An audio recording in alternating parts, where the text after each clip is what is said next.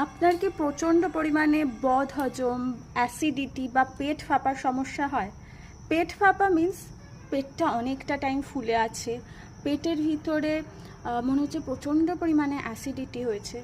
তো এই ধরনের প্রবলেমগুলো হয়, তাহলে কোন খাবারগুলো খাবেন আর কোন খাবারগুলো আপনার খাদ্য তালিকা থেকে বাদ দেবেন সেই সম্পর্কে জেনে নিন।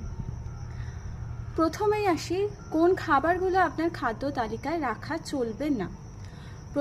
প্রথমত চিনি বা সুগার, এটাকে একেবারেই অ্যাভয়েড করতে হবে। যে কোনো রান্নাতে কিন্তু চিনি বা সুগার অ্যাড করা চলবে না। দ্বিতীয়ত আসি সোডা খাওয়া চলবে না।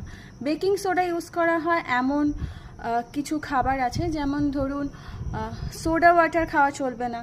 তাছাড়া বেকিং সোডা ইউজ করা হয় অনেক সময় ফুচকা, পকোড়া, তারপরে চপ, এই সমস্ত কিছু ভাজাভুজি করার ক্ষেত্রে সেখানে বেকিং সোডা কিন্তু ইউজ করা হয়। তাই এই খাবারগুলো তো অ্যাভয়েড করতেই হবে, বেকিং সোডা খাওয়া চলবে না।